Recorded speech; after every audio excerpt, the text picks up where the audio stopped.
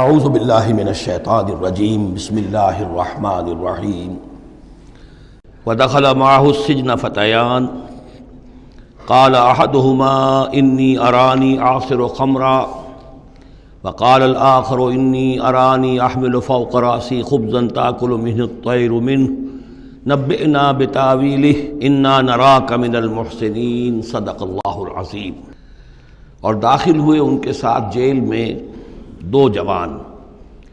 جب انہیں جیل میں بھیجا گیا حضرت یوسف علیہ السلام کو، تو اتفاقاً اسی موقع پر دو اور قیدی بھی لا کر داخل کیے گئے۔ قال احدہما، ان میں سے ایک نے یہ کہا، انی ارانی اعصر خمرا، میں یہ دیکھ رہا ہوں، خواب میں نے دیکھا ہے کہ میں شراب کشید کر رہا ہوں۔ وقال الآخر، اور دوسرے نے کہا، انی ارانی احمل فوق رأسی خبزا، میں دیکھتا ہوں اپنے آپ کو کہ میں اپنے سر پر وہ روٹیاں اٹھائے ہوئے ہوں، تأکل الطیر منہ، اور اس روٹیوں میں پرندے جو ہے کھا رہے ہیں، چونچے مار رہے ہیں۔ نبئنا بتاویلہ، ہمیں ذرا ان خوابوں کی تعویل بتائیے۔ انا نراک من المحسنین، ہم دیکھتے ہیں کہ آپ عام قیدیوں کی طرح نہیں ہیں، آپ کا کردار، آپ کی شخصیت، آپ کی سیرت، آپ کی وجاہت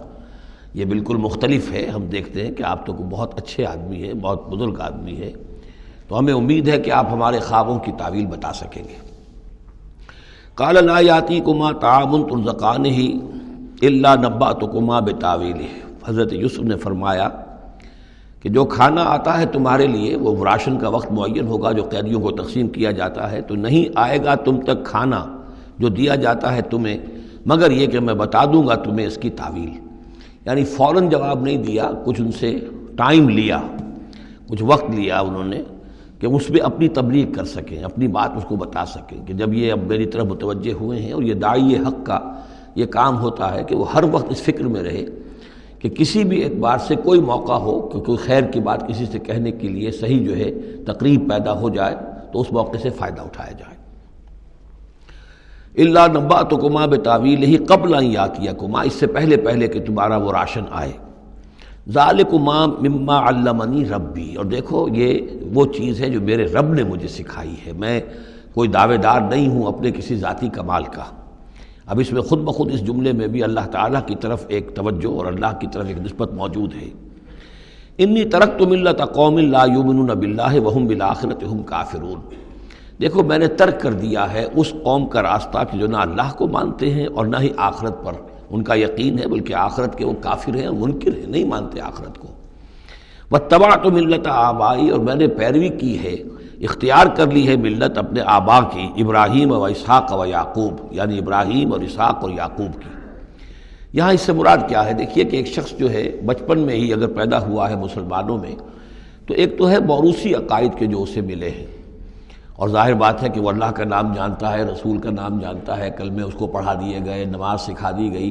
لیکن ایک ہوتا ہے جب انسان شعور کی عمر کو پہنچے تو خود اپنے غور و فکر سے اپنا جو فری ایک چوائس ہے اس کو ایکسرسائز کرتے ہوئے کسی شے کو قبول کرنا، کسی شے کو اختیار کرنا۔ تو گویا کہ حضرت یوسف علیہ السلام اس کا تذکرہ کر رہے ہیں کہ میں نے شعوری طور پر، کیونکہ اب جو زندگی گزر رہی ہے، جن لوگوں کے مابین گزر رہی ہے، وہ لوگ تو کافر ہیں، وہ لوگ تو کسی نبی سے وحی سے واقف ہی نہیں ہیں، مصر کے قوم ہے، لیکن یہ کہ میں نے ان کے طریقے کو چھوڑ دیا ہے شعوری طور پر فیصلہ کر کے،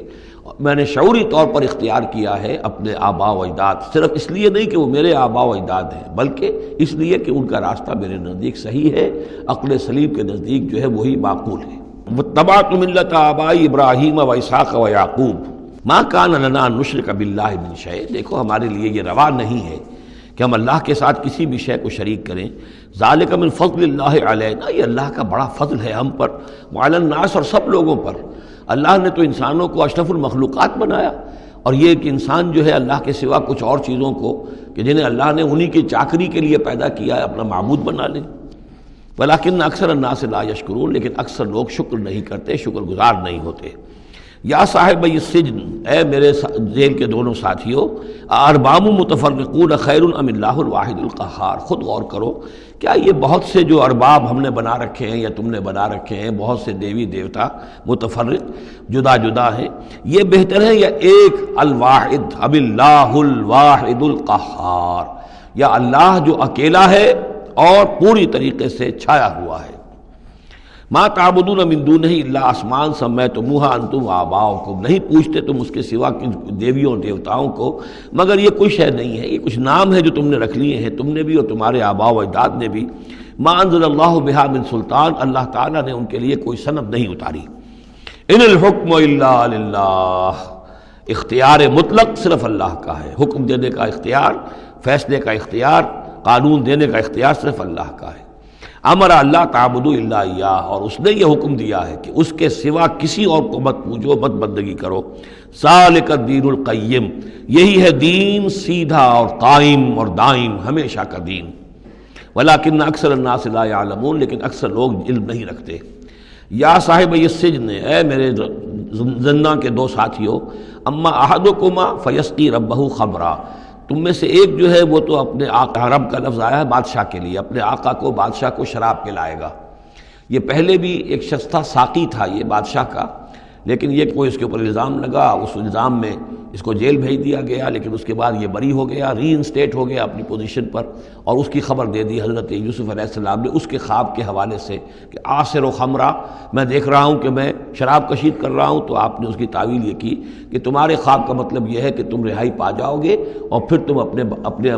بادشاہ کے پاس جا کر، آقا کے پاس وہی خدمت جو ہے ساقی گری کی تم کرو گے۔ وَأَمَّا الْآخَرُ، اور جو دوسرا ہے، فَيُسْلَبُ، اسے سولی دے دی جائے گی۔ فَتَأْكُلُ الطَّيْرُ مِنْ رَأْسِهِ، تو ظاہر بات ہے سولی جن کو چڑھا دیا جاتا تھا تو پرندے جو ہیں پھر ان کی جو وہ کھوپڑیاں ہیں اس میں آ کے چونچے مار کے، اور پھر جو دماغ کا گودا ہے اس کو وہ کھاتے تھے۔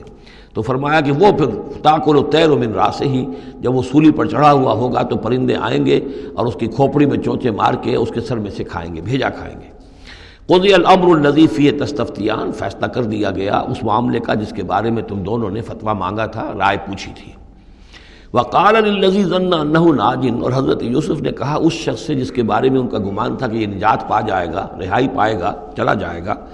منہما، ان دونوں میں سے، اذکر افنی عند ربک، کبھی میرا ذکر کرنا اپنے رب کے پاس، اپنے آقا، اپنے مالک، اپنے بادشاہ کے پاس میرا بھی ذکر کرنا کہ ایک شخص ہے، بے گناہ ہے، اور اس طریقے سے جیل میں اس کو ڈال دیا گیا ہے۔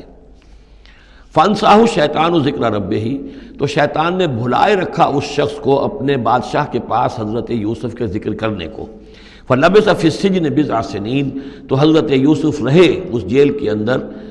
کئی برس تک۔ بضع کا لفظ عربی زبان میں 9 تک پر آتا ہے، 10 سے کم تر، تو 2 3 4 5 6 7 8 9 تک۔